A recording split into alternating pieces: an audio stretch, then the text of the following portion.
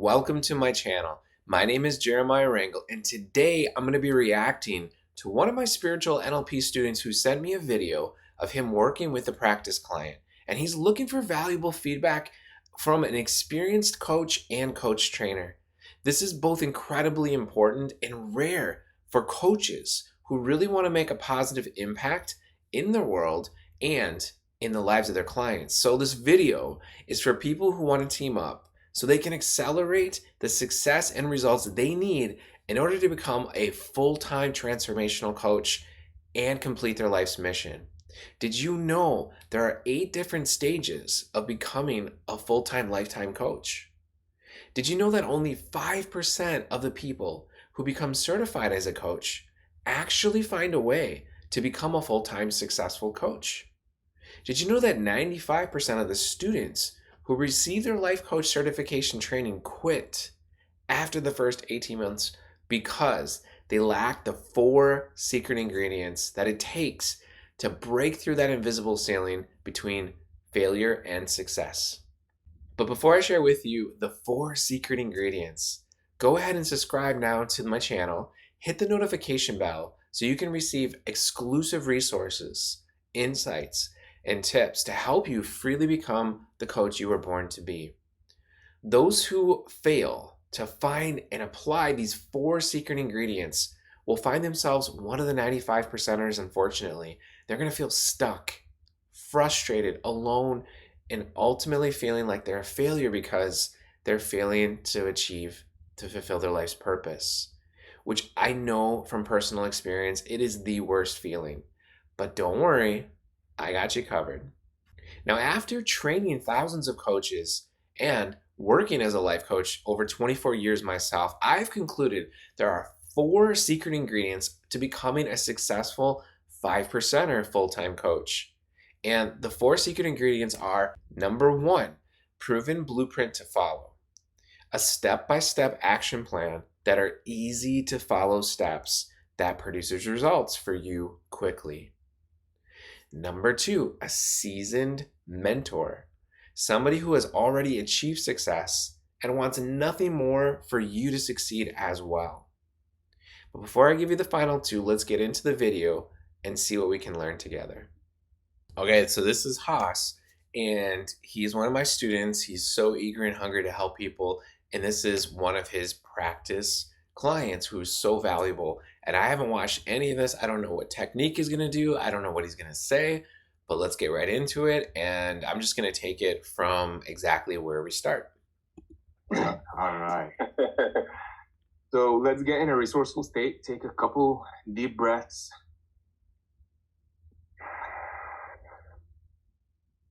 Soften your eyes, relax your scalp, your ears, your eyes. Relax your tongue. You notice once you relax your tongue, almost all the muscles in your body relax.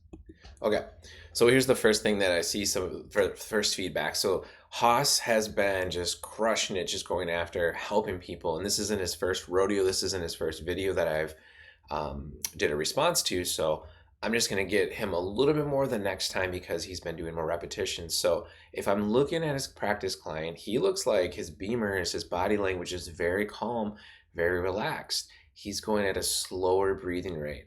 Haas is going at a rate that works good for him when Haas is relaxed. But I would just slow it down a little bit. So you're saying, if I rewind it just a little bit here, let me tell you what I'm explaining here. Soften your eyes, relax your scalp, your ears, your eyes. Soften your eyes, relax your scalp, your ears, your eyes. How can you really do that, right? Think if it was a car, right? Think if your client's body was a car, Haas, right? And it's like, turn off the lights, shut the door, slam the trunk. Do you know what I mean? Kick the tires. So give the person time to, like in the physical world, if you're saying something psychologically, give a person this about the same amount of time for the most part to do it physically. So if we're saying like, okay, so what I want you to do is walk to the front of the car and see if the headlights are on or not. And then go ahead and close off the headlights. That's plenty of time to actually walk and then shut it off mentally, let's just say. Now, let's go to the side of the car, to the first front left tire. go ahead and kick the tire a little bit to make sure that it's got the right amount of air in it. Again, that's plenty of time. And then we're going to go ahead and walk around and just slowly shut that front left door, the driver's side door, just so it's airtight and no sound can come into it or not. And then what I want you to do is walk past the back left tire and go to the trunk, reach over, and then just go ahead and shut it whenever you're ready right now. So I gave a lot of time for that. If you say like relax your forehead, relax your nose, relax your tongue, relax your shoulders, it's if we give too much information as coaches, it could be sensory overwhelm or command overwhelm or suggestion overwhelm. Yes, our unconscious mind can do a lot, but if you give too many suggestions, the unconscious mind's going to be like, I'm just going to choose one thing, right? So recommendation for next time would be to slow it down. Go ahead and relax the top of your head, and I want you to do it too as the coach. And go ahead and just, if there's any tension in your eyebrows, go ahead and just do that. Just go ahead and just drop them, release them. And then relax the muscles around your eyes. So the really simple feedback for you, Haas, would be to, and for coaches watching, is to practice it on yourself out loud. So practice going from head to toe, relaxing your body verbally. And you'll get to know the cadence. That's the first part, right? The second part is you might need to go a little bit faster for certain people that are calibrating faster, they're breathing faster, they're talking faster. You might need to go a lot slower than you're normally used to for people who are breathing slower and talk slower. And things could speed up or things could slow down. So I would say practice out loud, head to toe.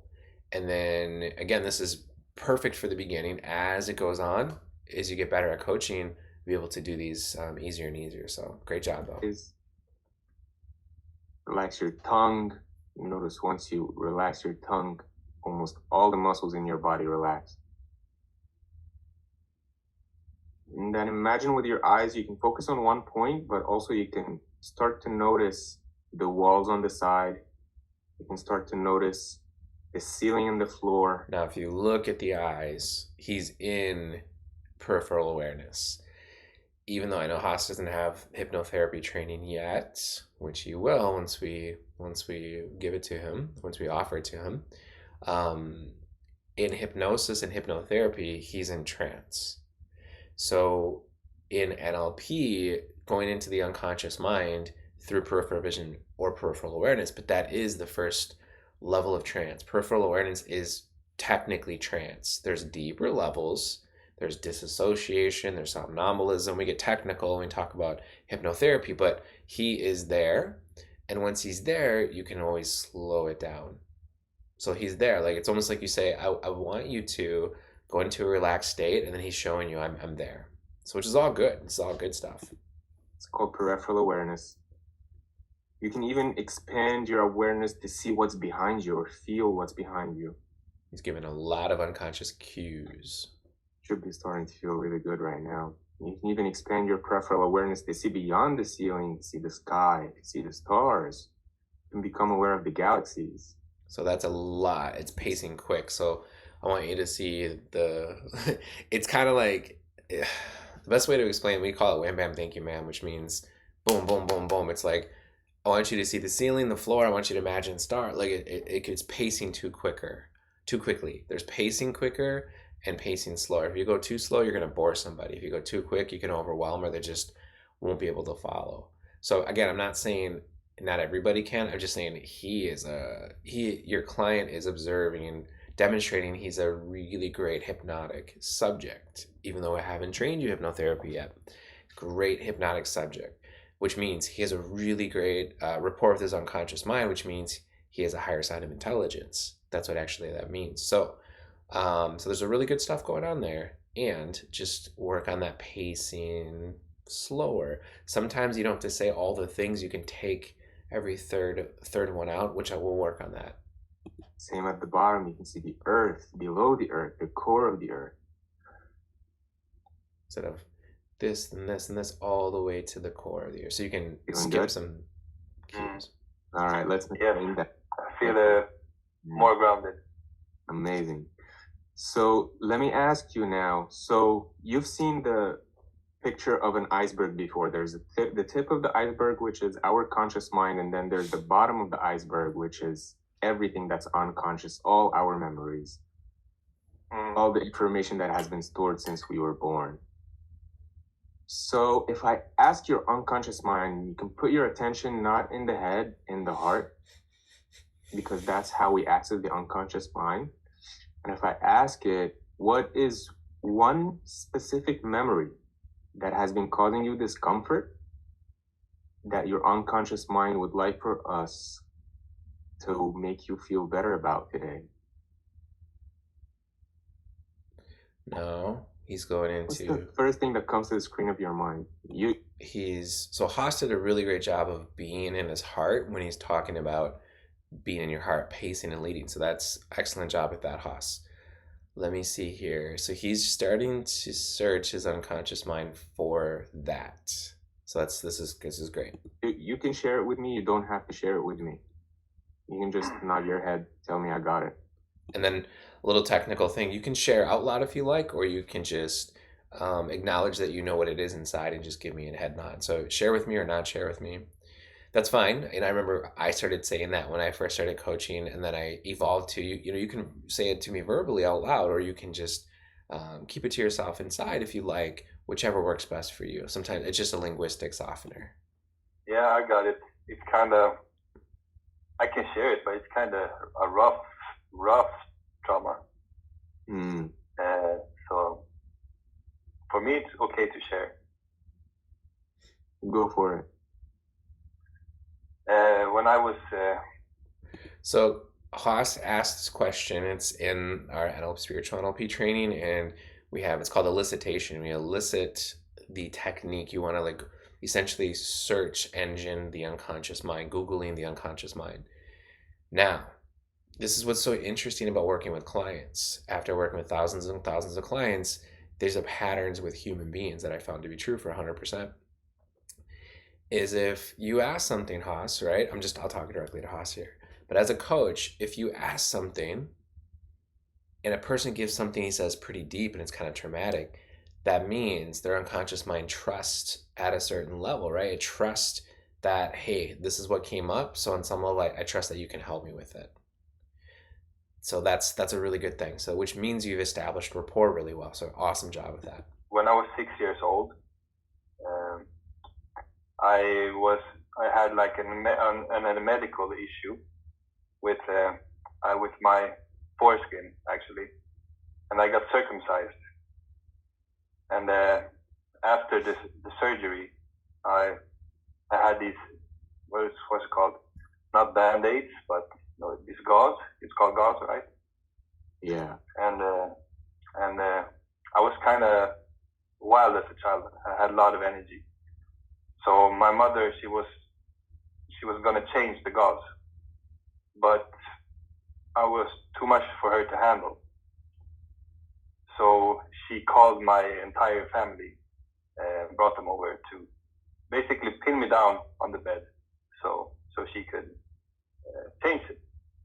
Now I understand it was for me, but I was pinned down like this. Yeah. My entire family was there. They were holding me down, and I was so vulnerable, Yeah. So after that, I've been covering myself up. That's the first thing that comes to me. So originally, Haas did a really great job of eliciting, and then the unconscious mind. This is that it was really deep and really traumatic. It was 6 years old. And it was a big deal. It had to do with something happened. He got an injury, and he was just also a boy and just, bouncing his head off the wall, just kind of rambunctious, and, didn't really understand probably what was going on, right? And then, but he had to change his medical issue, and he just wasn't one-on-one, him and his mom, it wasn't going to happen. So her mom did old school wrestling, tag team for backup, and then the family who actually kind of held him down, but nobody explained to him hey, this is what's going on, this is what we need to do and why, in a way that worked good for him, or really worked well for him. So So this is really interesting because the experience for him has already happened, but the mind, unconscious mind, it's still holding on to it. So here's what I like about what Haas is doing. The deeper it goes, the more space we hold as coaches. And at the beginning, Haas was like, he was asking like, well, how are things going? And he's like, pretty good. And then he almost not talked over him, but there was words that were talking at the same time. That's okay. To me, it means Haas is really exciting and he's trying to go in a structure. But once we get into here, we could stay here for as long as it takes, right? We never intentionally, or unconsciously talk over somebody, especially when they're really opening up. So Haas is doing a really good job at holding space. And like, this is the first time that his practice client has probably ever told anybody about this. This happens all the time in coaching where, your client will tell you things that they won't tell anybody else, even if they've done therapy or potentially other coaches or whatever. You get to a certain level with our transformational tools and techniques, the unconscious mind knows we can help them. It's going to bring up things that it didn't bring up with anybody else. So awesome job with that, holding space. Thank you for sharing that. That's deep. Yeah. Yeah. So next I'm going to ask you several questions to get information about this memory. Okay, so if I ask your unconscious mind while we're still in this resourceful state, very calm, is that memory stored in your mind in color or in black and white? In color. So he's eliciting some modalities and writing it down. Great job. Mostly. Not entirely, I would say. Okay. Mostly. And is it moving like a movie? Or so if it's mostly, when we get into submodalities, he said mostly, which can happen. How to explain this? So internal representations can be all in color, all in black and white, blacked out, whited out, all red, partially color, partially black and white. When it comes to movement, it could be all moving, all still, partially moving, or partially still. So anytime we get, mostly black and white, especially if there's trauma involved, there's going to be nuances. So I would ask, what part is color, what part is in black and white? I would double click one more question into it. Or still like a picture? So is it moving or still is the next question. It's semi-moving. Exactly. Partially. Semi. It's some moving parts, but some pictures as well. Yeah. This is mostly a movie. This is common in trauma. And the way this memory is stored in your mind, does it have a frame around it, or is it frameless, without a frame? Frameless. No frame, but frameless. Haas is doing a great job from the last video. His computer's not shaking, which is great. And where is the location of this memory? Is it inside your body or is it outside of your body, Thomas? Inside. Around my solar plexus and chest area. Amazing awareness. So it's a good, authentic compliment. And is there sound attached to it?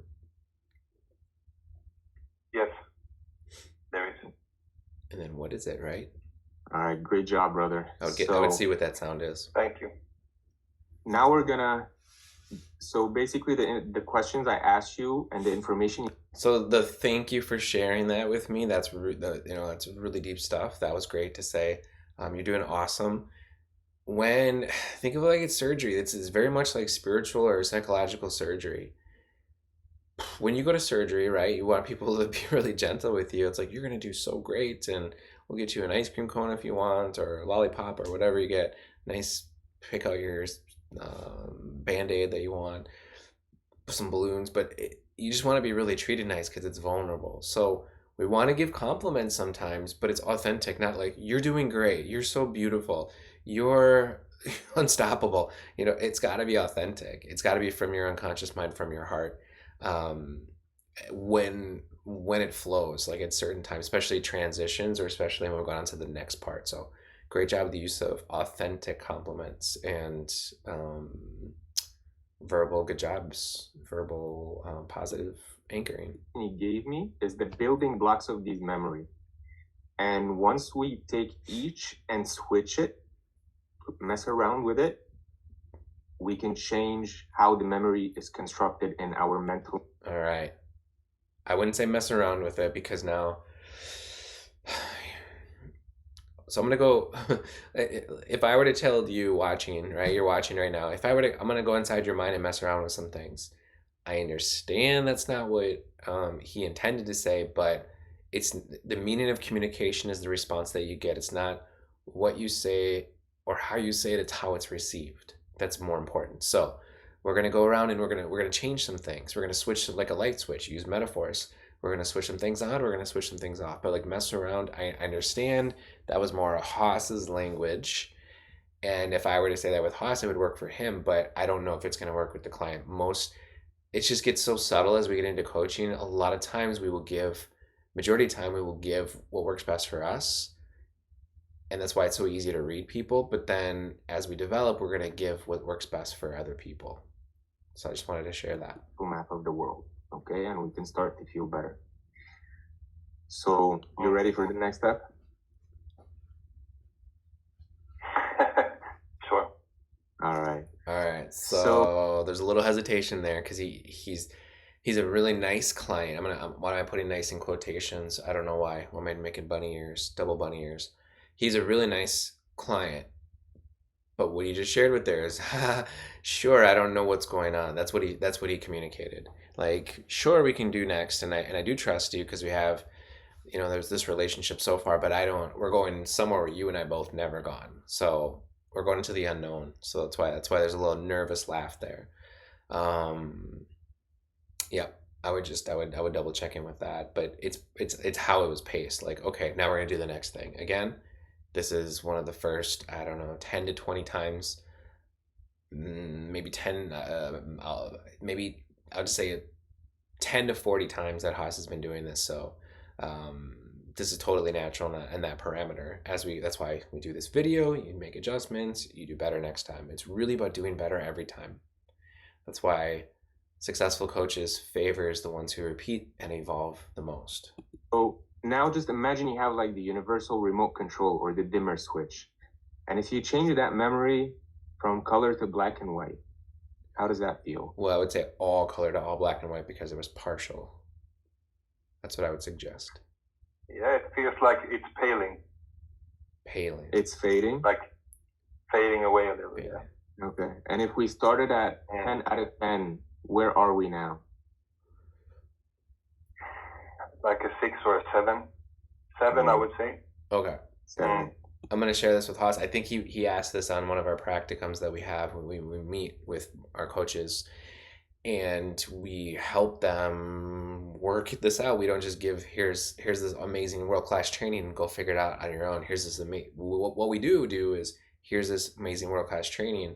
Let us know if you have any questions. Let us know with unique clients and their internal representations and situations, how you apply it and what adjustments do you need from us to help you to do better. So one thing that Haas did check in on is, checking, the percentage after every time. Don't do it after every time.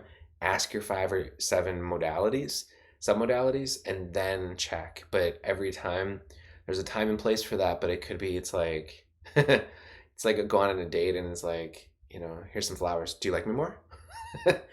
Here's a kiss on the cheek. How do you feel about me now?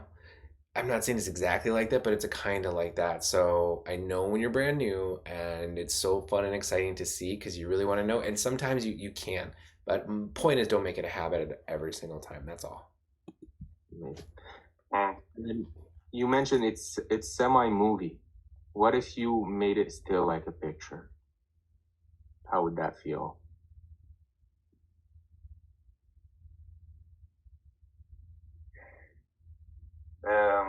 Less chaotic.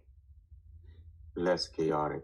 And I was just checking. Yeah, I can feel immediately, like when I relive this memory right now, I feel like energy moving in this chest area.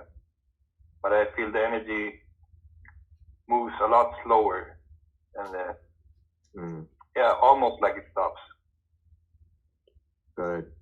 So if we were at a 7 and I would check, not so much the number, but how does that feel? Well, it's a little uncomfortable. Feels worse. Oh, it feels great. Awesome. I would just check in more of what the feeling is than the number at that point. That's what I would do. By 10, where would we be now? Maybe a 5. Maybe a 5. All right. 10 down to a 6, And down then to a 5. what happens if you put a frame around it? You put a white frame, a blue frame, a pink frame, a wire frame. You can leave it frameless if it doesn't feel good. It actually feels like I'm distancing from the memory a little bit. Yeah. Like it feels less personal. Wow. Right. The first thing that came to mind when you said frame, I imagine like a golden frame. I love it. But immediately I felt like it's a memory I can honor. I can choose to honor it. Wow. Yeah. All right. And where are we now if we say from 5 out of 10? I would say a 3 or a 2. 3 or 2. Amazing. Yeah. And then you mentioned that memory is in your solar plexus and your chest. Can you ask your... This is more advanced, but I'm going to give it to you, Haas. You mentioned that your memory was in, that is in, but this is more advanced than just spiritual NLP practitioner training. This more goes into advanced practitioner, spiritual NLP training. But because it's different, we're going to put a different frame around it. We're going to put it in the past. So you mentioned that it was, because you said, I'll rewind it again, but you mentioned that it is in your chest. We don't want to bring it back necessarily. Things he verbally gave you with the numbers that things have changed. So you mentioned that was. I would switch it when you know that there's a change. You've got the feedback, so then switch the problem into past tense. Let me rewind it just for a few seconds here. We now, if we say from 5 out of 10. I would say a 3 or a 2. 3 or 2. Amazing. Yeah. And then you mentioned that memory is in your solar plexus and your chest. It's in. Can you ask your unconscious mind? It might not be right now. To move it outside. That's the whole thing. We made these changes. It might not be inside. So you could ask, when I originally asked you, you said that that memory was in your chest. Where is it now? Because he already said he gave you a clue. It's almost like a distant memory. Distant memory is not inside. Distance is such a clue.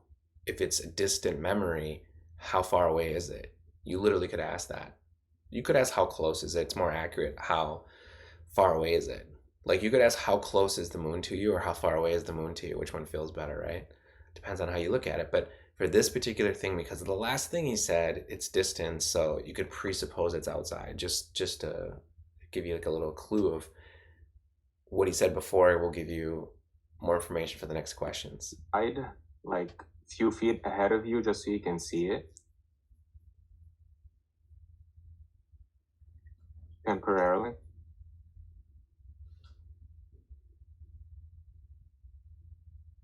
Yeah. Okay. And then... So he was going to say something What else. happens if you change the sound? He said, yep, and then he looked like he was going to say something else too. Just watch for beamers, because sometimes people's unconscious minds need to say more. So just watch.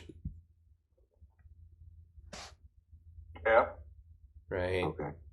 There. And then... But then... What happens if you change the sound? You can mute it. You can make it louder if it doesn't feel good. You can make it lower volume. You can change the voices to Mickey Mouse voices. You can change it to Avengers voices or deep, big voices.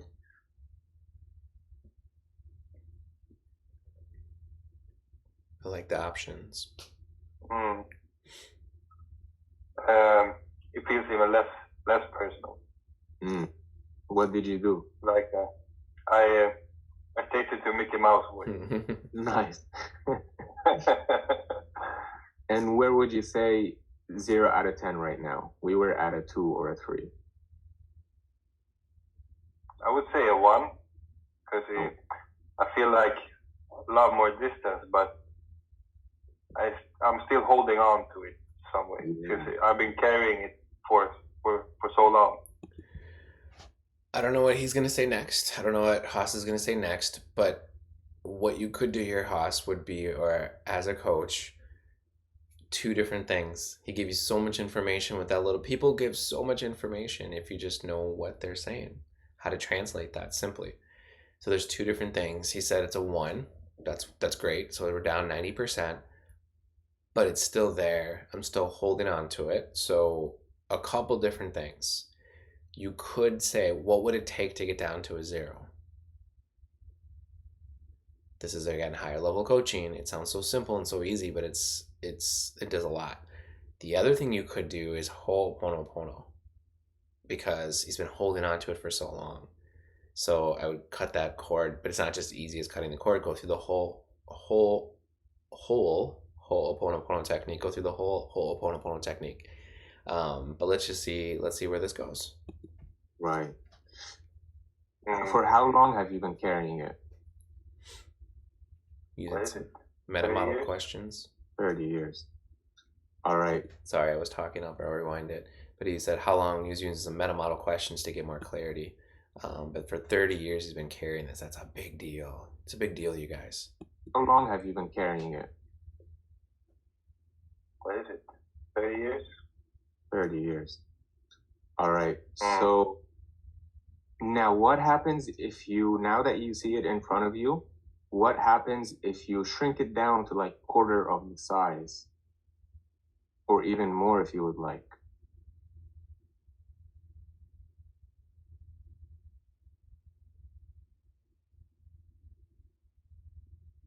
I feel calmer. Calmer. All right.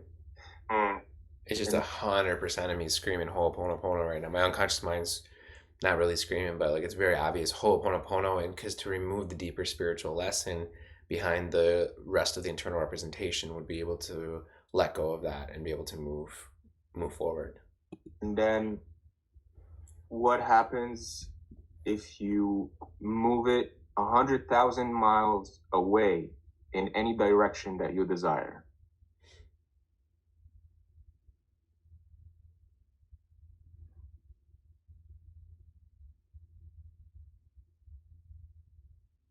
Yeah, I feel like I'm transforming it.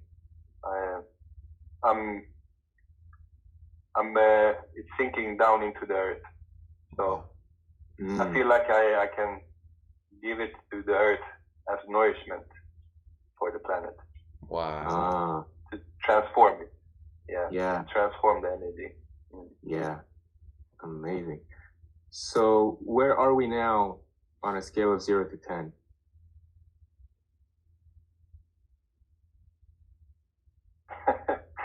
0.5. 0.5? Okay. So you mentioned the emotion that was still a deeper spiritual lesson. This is why we have many techniques. Like, you don't build a house with one tool. You build a house with many tools. It's the best way to build the best house. But you don't coach with one tool. You coach with many tools that all work, because sometimes there's just better things to be more blunt, more big picture, more detailed, more finish, more detailed kind of a thing. So there's framing carpentry and there's finishing carpentry. So there's just something that is unconscious mind needs before it to let it go. That's why we can't do one technique. I couldn't teach you one technique and then do it for everything. It's like hammer for every single thing. Then there would be no other need for any other tools in a tool store. But there is. So that's why we can't ever force. I'm not saying Haas is in any way, shape, or form, but we can never force his coaches a technique to, like, this has to work and we have to completely doing this. It's just, you can only get so far, but then you can easily pivot and switch. We call it stacking techniques, chaining techniques. So we can actually like chain them. It's the best way to do that. So let's find out where this goes. Associated with it, felt vulnerable, and you felt that you wanted to cover. So to kind of like clean up the remainder. So right now we deconstructed the building blocks of the memory in your mind. And then now we're going to clean up the leftover emotion from that deconstruction. Right? So basically emotional charges, they come from the spiritual world and they come into our body. And then usually... So he's going from, because I don't know what technique or what he's going to do, but he's going from a submodality switchboard technique to a dissolving emotional charge. I'm not sure what the reasoning is to do an emotional charge because he's not giving any signs. I'm getting 100% of Ho'oponopono because there's a deeper spiritual lesson that needs to be received. But dissolving emotional charge, I don't necessarily see where there's a charge, or is it a problem for you? Is it uncomfortable? What emotion is there? Right? He's saying the whole thing is going down, and true that if it's out of 100%, the emotion, the problem's out of 100%. Because if there's no feeling, there's no problem, right? So it's down 95%. But I'm not getting emotional charge. I'm not saying it's not going to work or it couldn't work. I would just go to Ho'oponopono, but let's just see. And I'm curious to talk to Haas to see what his thought process was of why this right now. Usually they come at a time where we don't have the resources to process them. And the people around us don't have the tools to help us process them.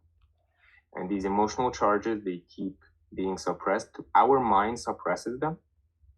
And it makes us think that it's dealing with them, but it's actually reacting and running away from the emotion. So the emotion goes down into the unconscious, and then it attracts events to surface to see if there's a chance to process. And then if we don't have the tools or the support, it goes back down, and then it attracts other situations where it allows it to resurface because it wants to be processed. So the way to process these emotions is to stay in that resourceful state and just feel where it is in your body, in your solar plexus or in your chest. Is it still there, by the way?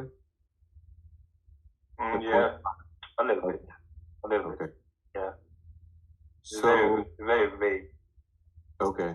So what I invite you to do, Thomas, is to give it space and breathe slowly and deeply into it and just allow it to burn off. Does it feel like tightness or does it feel like a burning sensation to you?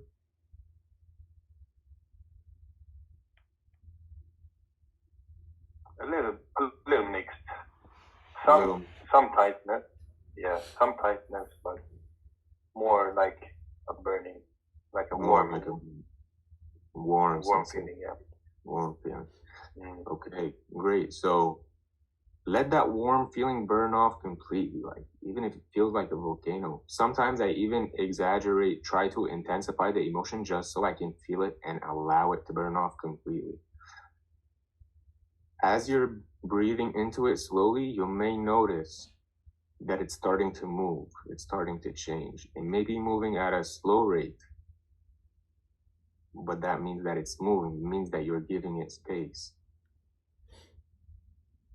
Try to accept it. Try not to resist it.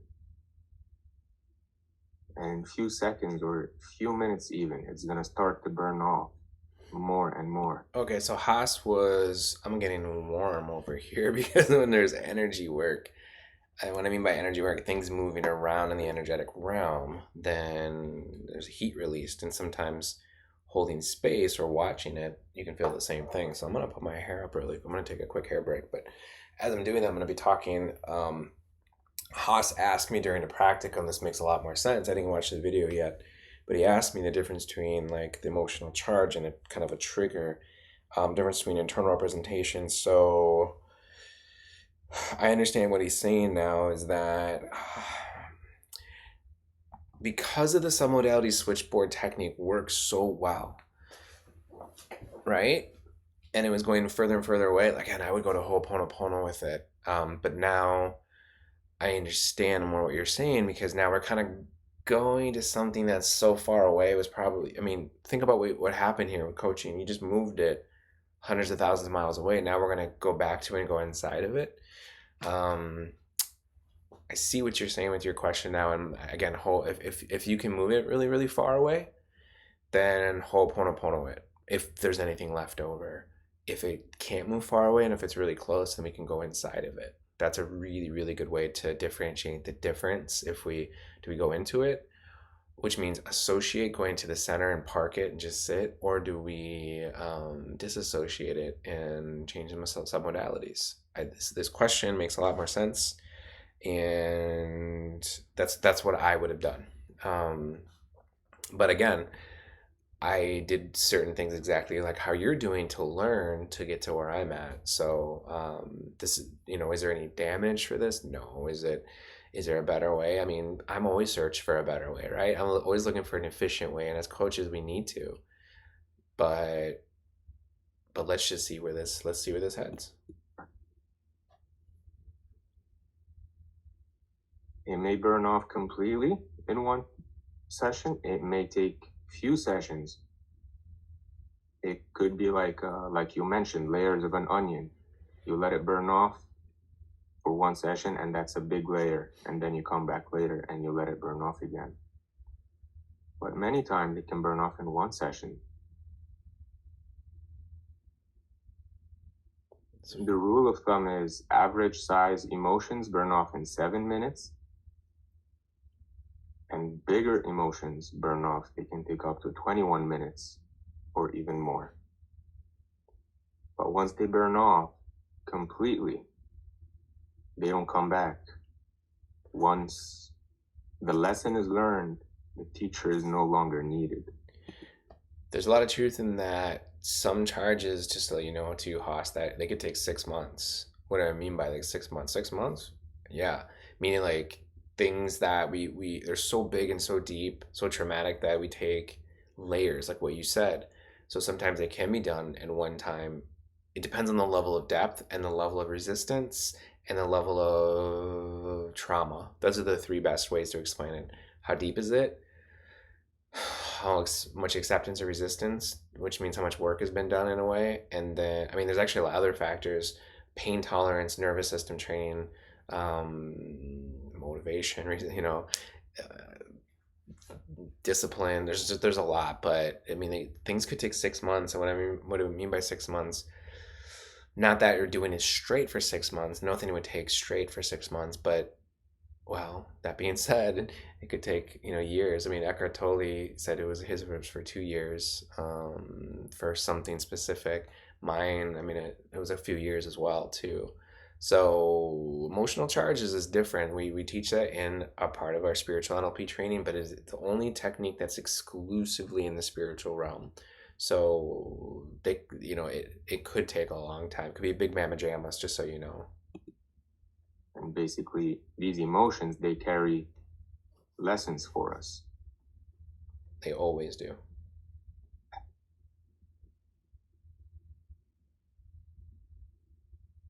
You may notice your mind tries to distract you maybe, but persist to let that emotion burn off and dissolve.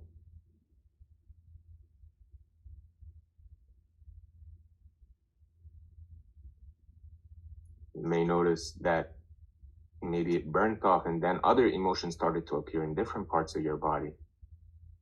That's okay too.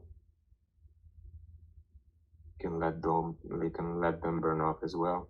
Make space for them, accept them, do not resist them. Maybe look beyond the story, into the lesson. Just allow it to go through your body.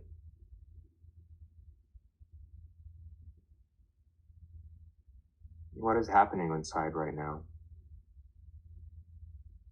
So he's really deep within himself. He had to come up to answer. Yeah, I feel other parts of my body where emotions are stuck, like my throat. Yeah. And higher up in my chest. Yeah. And also behind my belly button.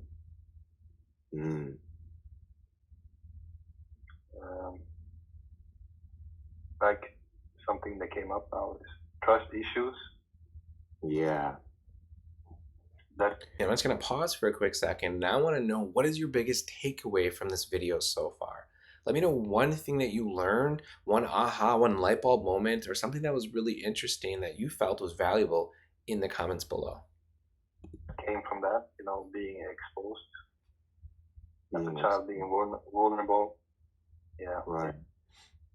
So Yeah. that's another part that I've been covering up.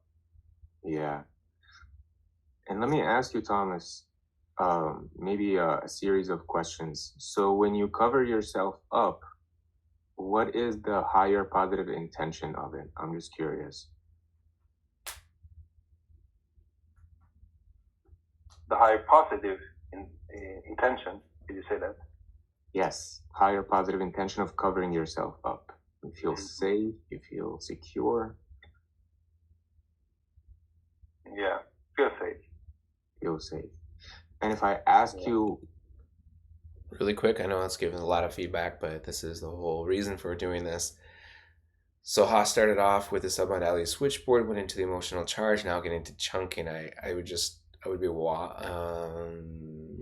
just being watch of trying to do too many techniques right off the bat. They will come.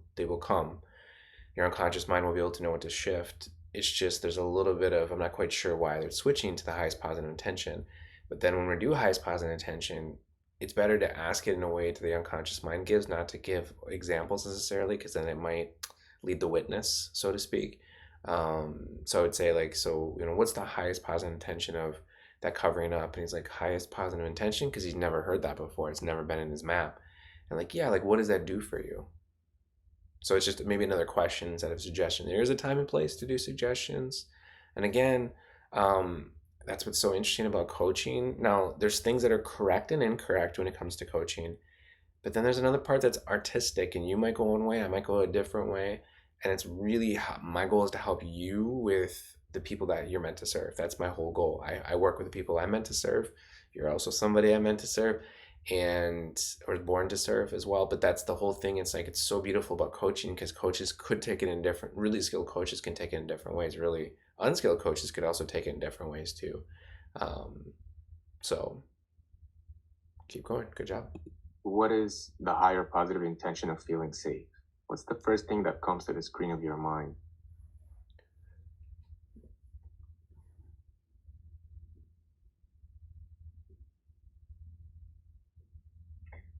The thing that comes up is comfort, but I guess that's kind of the same, right? Sure. Well, what is even the higher positive intention of feeling comfort? When you feel comfort, what will you then feel above that or deeper than that? Feel happy, right? Happy. Amazing.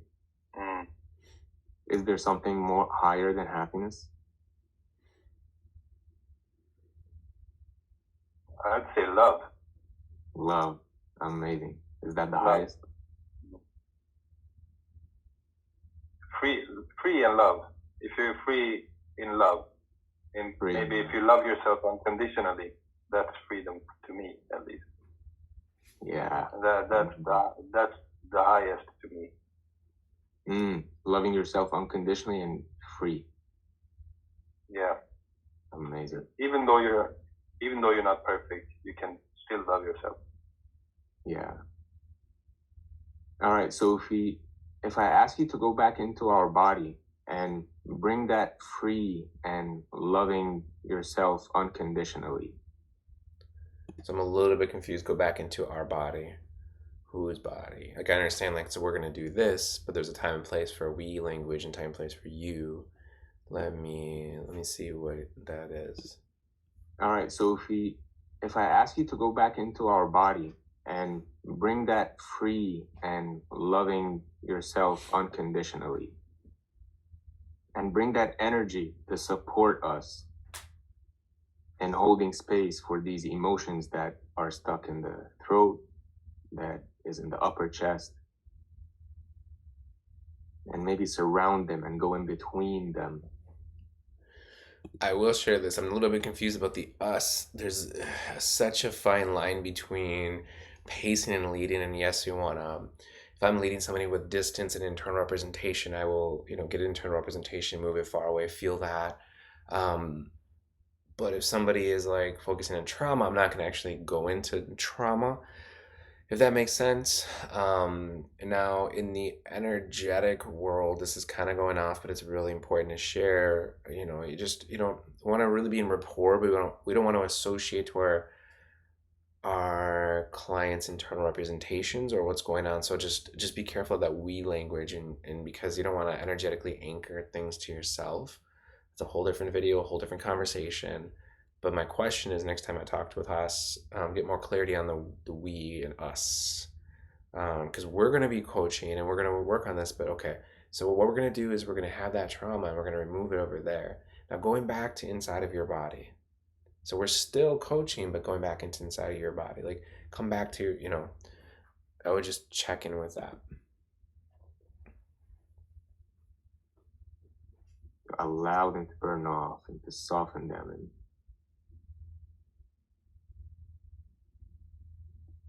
and maybe ask that freedom and loving yourself unconditionally to multiply and intensify and fill the whole room that you're in. Maybe fill every inch of your body, parts that you're aware of and parts that you're not aware of.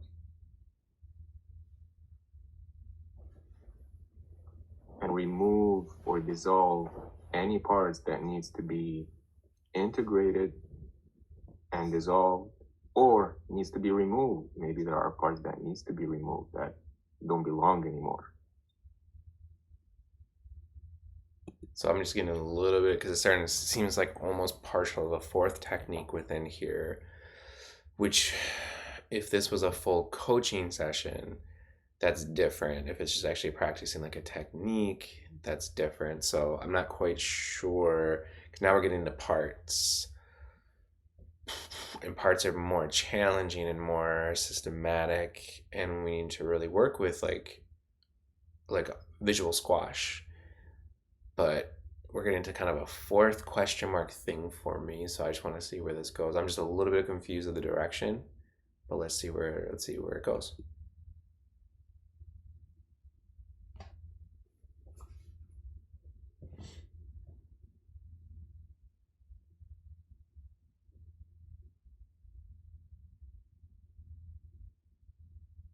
Great job holding space. Great job in allowing Thomas to go deep. Things are happening inside. This is a huge part of coaching right here. Not rushing it. What are you feeling inside right now? And if you have a question, check in just like Haas did. What are you feeling inside right now? I feel energy moving. It's like flowing. So it looks like a little bit of intensity from Thomas. And it feels kind of intense, actually. Look at that. And like my heart is racing. What was happening with this energy before? Again, this makes more sense of what Haas was asking me on a practicum. This would have been done and over with, in my opinion, in my 100% opinion, if we would have ho'oponopono'd it.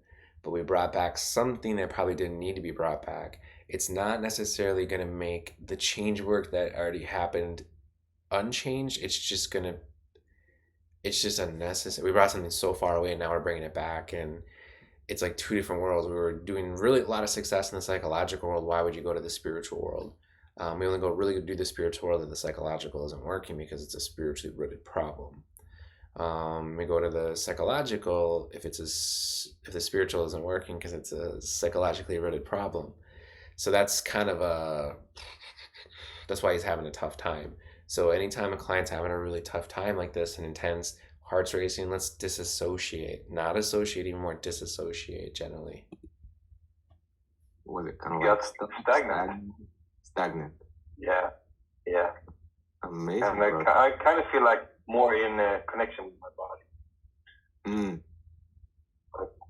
But I feel like I definitely have more layers to peel off. I think I need to do this practice more often. So we opened up, I feel like, a can of worms. I feel this is I want to be really clear with my words, and for you to understand as the viewer. I don't think Haas did anything wrong or bad at this point. Did he do things different than I would? Yeah, absolutely. Would 99% of the people out there? Yeah, for sure. I've been doing this for a long time, and I've learned. And this is what's so great about these videos, is because this just shortcuts so many of my learnings, so you don't have to have the same learning experiences that I did, just to shortcut it for you. That's why we're doing this. But it opened up a can of worms, because dealing with emotional charges is just different, because I'm not going to say infinitely deep, but it's kind of infinitely deep. But even though there can be charges burned off, and charges can get bigger, there's personal charges, there's family charges, there's collective charges, there's layers of charges, so to speak, within charges, but there's also layers within oneself. So that's what we'll work on a little bit more. See what comes up, right? Investigate. Right. You can do it. Like usually before bed, I find is a good time. Or maybe when you wake up, if you don't have to get out of bed immediately, that's a good time also to kind of like sit in and sit with things in that drowsy state. And I guess I'll just share this. There's charges that there's luxurious charges that's like, let me do this at bed, or let me do this in the morning. And then there's charges that doesn't care about your life in a way. You need to deal with it now. It doesn't matter if you're at work. It doesn't matter what driving, what's going on. So that's what's so interesting and different. It has nothing to do with panic attacks, anxiety, PTSD. It just has to do with an unexperienced experience. Again, we technically break it down in our training, and we further break it down in the practicums, and we can do videos on YouTube as well and other places.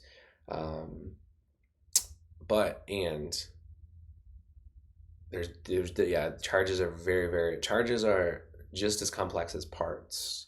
The two most complex things in the spiritual NLP that we teach at this point. Right, when your subconscious mind is already open. And the mind hasn't turned on yet. Yeah. Yeah. So when trauma happens, when we're children, that's like a mirror that has been shattered to like 16 pieces. And then we have all these fragmented parts. And then some of them get stifled. They don't grow. We age, but these parts don't age. And then they kind of become like they don't have homes. So they become very wild and aggressive. So sometimes when we're trying to heal them, in case there's more, I'm gonna stop there. So there's some incorrect things. When trauma happens when we're younger, it doesn't always get shattered. That's more extreme trauma. That's more like sexual abuse, like extreme physical abuse. Not getting smacked or spanked, that doesn't work. Like getting like knocked out or beaten with a hammer. Let me try to think of other things. Getting ripped away from the home, parents dying, or they do drugs and then go to a foster home. There's different levels of trauma. So basically how it works, it's just one part is not shattered, it's just separated, and it's not necessarily doesn't have a home, it's just stuck in the past. So I want to be really technically, if we're going to be working about that, let's work on it together more, about talking about trauma. And that's big. It's we didn't really cover trauma in the spiritual NLP training. We start talking about it.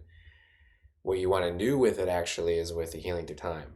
That is the best thing at that level of training for trauma. There's different ones and there's more, but when it's extreme trauma and then it gets shattered, I don't feel that this was an extreme trauma situation where he got shattered into multiple pieces. That's usually like multiple sexual abuse. Like, I'm just going to be authentic, like, rapes by multiple people at once, or the same person over and over and over again, or sex trafficking.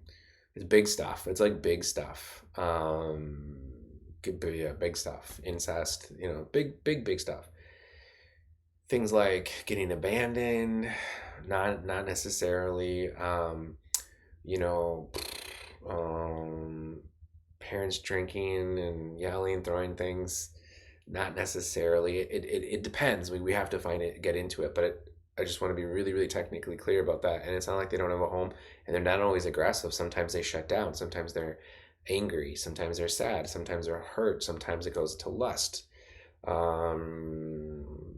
else? There's a lot of different things. So we definitely need to work on that before we're talking about people with trauma. Them and integrate them, they resist. And they may even speak on our behalf, like, no, this is stupid. Focus on something else. Get up, go do something. They may or may not resist. This is not gonna work. What makes you think it's gonna work? So, as you're doing this practice, you can gently persist, right? Also, when we're traumatized, when we're unprotected as children, that's when demons come in. Demons come in when we're not paying attention. And God comes in only when we ask him. So also I would talk about using the D word, and the reason why I would talk about using the D word is because bluntly, if you're going to use the D word and try to help people remove the D's from people, then the D's aren't going to like it. If you ever watch The Matrix and there's these sentinels, they made that noise and they turn, you know? So you really have to make sure you have the divine, like God and the divine close. I didn't hear anything so far about God or the divine up to this point. So generally, I try not to use demons before I use God or the divine or infinite intelligence. And if the demons come up, that word comes up, then the divine's coming real quick behind it, and containing and surrounding it. So what you're saying is true, but if we're going to be talking about demons, like there's rules. Demons don't like to be talked about. They certainly don't like to be doing what I'm doing right now, exposing them. And they certainly don't like, showing people how to get rid of them. And so that's a whole different thing. If you're going to be talking about removing demons from people, then demons are going to go after you. That's just a fact. And so I'm just saying, just be careful. It's not something I teach necessarily at that stage. Do I do it personally? Absolutely. Have I done it? Absolutely. Am I willing to bet my life on everyone I help in the situations? Absolutely. Have I done that consistently? Yep. Has they tried to come after me? Absolutely. And if they don't try to come after me, they try to come after my wife? Absolutely. And then I make sure we're on the same team. And then where's the next weak link in the chain of command? Who's the next people that are closest people to us? Is it going to come through them? Absolutely. We need to team up. And that's what's going on in the world right now. So the point I'm trying to make is just be careful, be aware. If you're going to use that word, it's talk more about the divine than its opposition.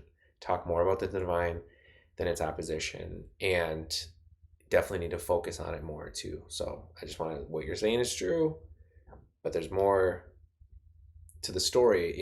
We get what we focus on in life. Remember that positive mental attitude. We get what we focus on in life. So if we actually talk about demons and focus on them and focus on what we want, not what we don't want. So we can say things. At this point, I don't feel it was important to share it. I think we already disassociated. Now we're bringing it back. Didn't need to do that. Again, you didn't know, so I'm telling you, I'm sharing with you. This is so valuable. And there's no need to talk about demons at this point, in my opinion. But now we brought them up. So now we need to bring the divine for sure, to protect and surround. So we'll work on that, Haas. We'll talk about that, because it gets into, this is my style of coaching. This is what I expertise in. This is what I do. It's my jam, and I'm going to be more open about it. I'm going to share more stuff about it. I'm going to help more people about it, and I have to be authentic. We have to be careful as coaches. If we try to remove demons from people and we don't know what we're doing, we inherit those demons. And this isn't just in coaching, this is in life. This happens how many times do you try helping people and that doesn't go well? You hear people, trying to help people on the side of the road and stuff, and then they get robbed or things like that.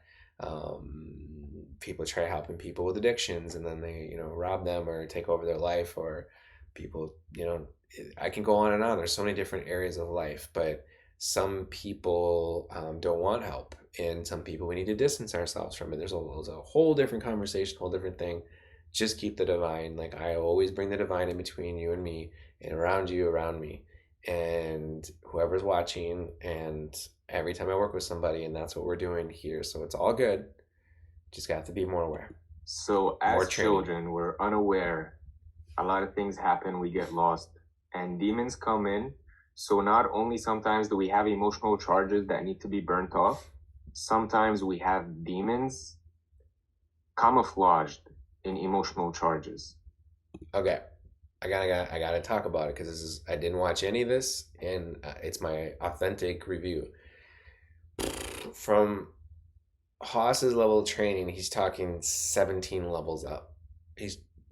And the reason why is because I worked with him with certain things. There's actually other videos that we could link to, removing actually them from him, but I didn't bring it up first. He did, and then once he did, and his unconscious mind did, then it's like fair game because I know what to do.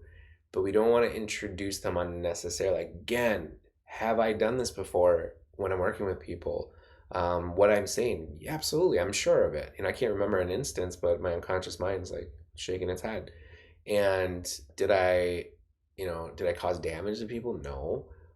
Did I learn? Yeah. Did I get bumps and bruises or go the hard route, so to speak? Sure.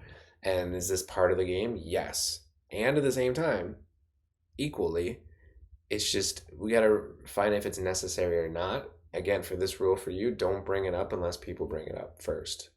And if you do, the second rule is know what to do if you bring it up. That's just really, really, really important. So they will not be integrated, but we can ask God to help us take them away from us. God is light and demons are darkness. So when we invite light, it always wins. And they will move too. So maybe you'll discover, and you're telling them what they're going to do, so the unconscious mind might, it's like, okay, now they can move. It's like, again, it's pacing, and it's almost like a little bit here. Let me see here. Let me try to get my legal talk metaphor correctly. It's almost like you're like the defending lawyer, and you're saying like, well, he has you're supposed to be defending, right? Well, he's got a shady background, and I think he tried to steal $5 from me while we're in the in the chambers or whatever it's called, and he kind of punched a hole in the vending machine. So it's almost like the metaphor is giving the ego or divisive energy like permission. Again, you're giving things that I don't see there's a reason to give it, and it's just it's going away from the session in a way. It's nothing to do with what's going on. And I didn't get anything with demons, like, but I'll give you a flip side. What you're saying is true. Any sort of trauma, there is demons that attach, but I'm not getting that vibration. I'm not getting that. Let's just bring in the divine until we get any sort of resistance. I'm not getting resistance. I'm just getting it with Ho'oponopono. But again, I know you're working from your map, your mental map, and what you know. I also know you're watching this right now and you're saying, thank you for sharing this, and I'm learning and I'm going to get better every time, which is what I really appreciate about you. So it's just starting to talk up demons more. You're not trying to, but it's starting to come off as like talking out like demons more. They can do this and they can do this, and they're so great. I'm not saying you're saying they're great. I'm just saying like they can move and blah, blah, blah. But without saying that, they might not actually move, might not actually even be there too. So let's keep going. I'm feeling this in my belly, and then it moves to your throat. It's trying to stop you from speaking your truth. But that happened for you. So you invite God to help you. Might not happen for him. In every heartbeat. So I would invite you to practice. Now it's getting more listening intense. To your heart. Yep, more intense than another level. So we were good to do Ho'oponopono. We would have been done. He would have felt great. Then we started talking about going into the charge. I don't see the reason. We'll talk about it. But going to the charge, now it's another level of intensity, and that charge opened up. He didn't fully dissolve it at all. He actually saw that there's actually more charges now. Now we're starting to bring demons with it. Now he's another level of uncomfortability. So we're going in the opposite direction. Again, is this causing damage? No. But you had some questions, and this is real deal stuff. Thank you for being open for me to allow me to do this. Thank you, Thomas, for being such an awesome person, because Haas is an awesome person and he's going to help you out. And And he's learning too. That's how we can't get better without each other. And at the same time, next time's going to be even better. That's the whole goal, is it's going to be even better. But we got another level of intensity. It's almost like talking to you about something, and then it's just, let me talk to you about death. Let me talk to you about the person that you lost, and like go into it. It's like, whoa. So there's just a time and place. A lot of learning opportunity here. A lot of great stuff and a lot of learning opportunity. And just invite God in every heartbeat. And then as you take a breath and exhale, invite God to be in every inhale and every exhale. And then when you get up and start walking, ask God to be with you in every step. So what Haas is sharing is he got this from me, and I'm sharing this from the most intense moment of my life. This is literally what got me through the most intense moment of my life. And it resonated with Haas, and Haas is starting to use that strategy. But it's almost like putting my most intense moment on life with him, and almost like framing it for him. It's his most intense moment. It might not have been his most intense moment of life. This was traumatic. I don't know if it wasn't as the most traumatic. I don't know. But this is not the right tool for the right job, in my opinion. It's not good, bad, right, or wrong. I can become, a better coach, a better trainer. I could, communicate better. And I'm learning from this too, but this is not the right tool for the right job for here. And God is going to help you automatically to do the thing that you cannot do. Because we cannot do many things. Especially in the spiritual world. We don't see. But by asking God, He can do what we cannot. Now, I have no idea where we're at in the session right now. I mean, I do, but I don't. I don't know what direction we're going. I don't know if Haas is going to be checking in with Thomas right now. I don't know what Thomas's relationship is with the divine. I don't know if they've had a conversation with it before. Haas is saying God is a he. Sometimes God is the divine feminine, the divine masculine. Sometimes it's like an angel. Sometimes it's a tree. It could be personal to the person. God can show up in that form. So there's just a lot of information missing, and I don't tell people about God without talking to them about God, and unless it's flowing through. And I understand it's flowing through, but I'm just questioning where it's flowing through from. If I was in person, I would have interjected a lot here. So I'm just really holding space for Thomas and holding space for Haas. Let's see. Let's keep going. By asking Him to be with us in every heartbeat, He can do magnificent things that we were not aware needed to be done in the first place.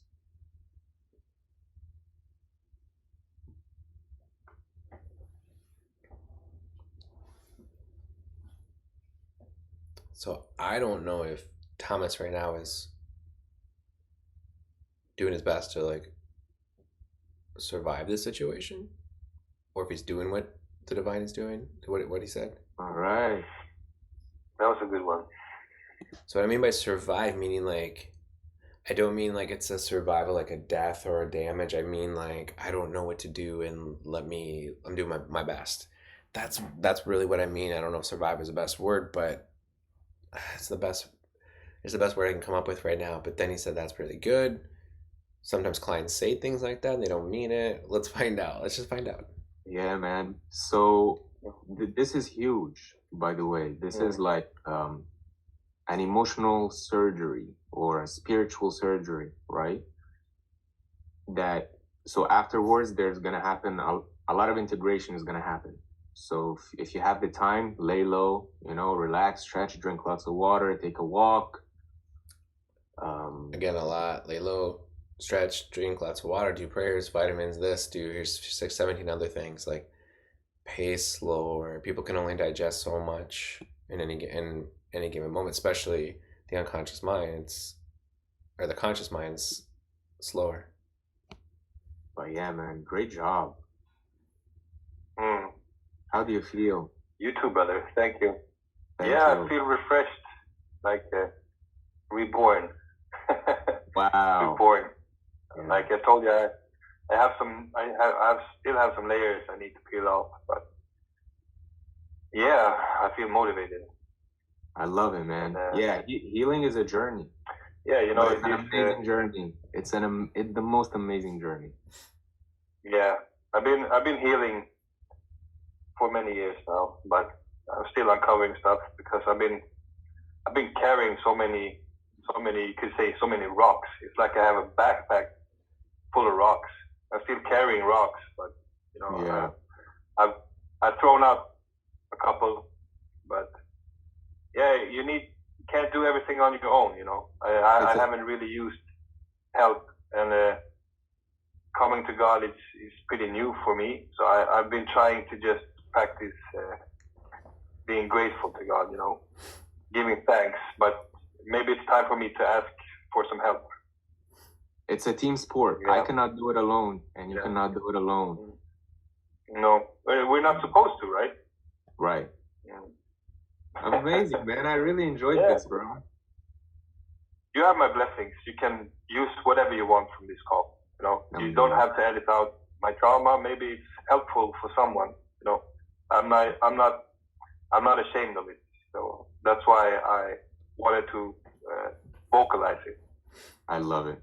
Because I know I read a bit about chakras, and the area around the belly button, the sacral chakra, it has to do with trust. Yeah. So you have to trust. I have to trust. Put my trust in God also, that I am worthy. I'm His child, you know, and I want to be of service.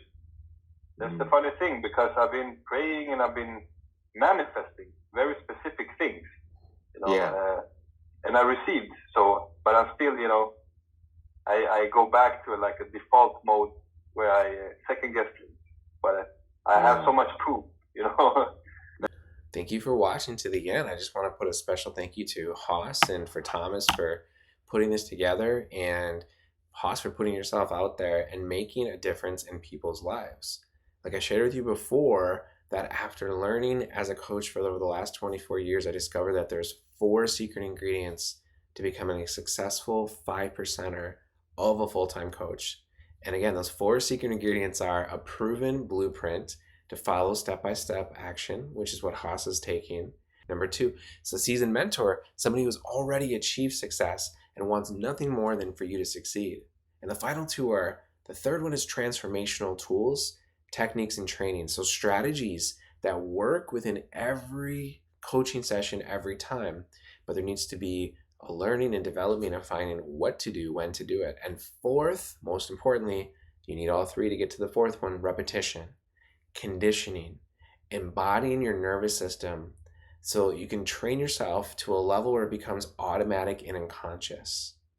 Again, if you can just send some good extra energy to Haas and Thomas, I would really appreciate that. And if you want to receive the training that I use every single day with my clients to provide them with transformation in every single coaching session to keep them wanting more, or you would like to have your own feedback so that you can know what you're doing is absolutely the best you possibly can, sign up to be on our email list in the description below and be the first to receive our resources, trainings, and promotions as soon as they come out.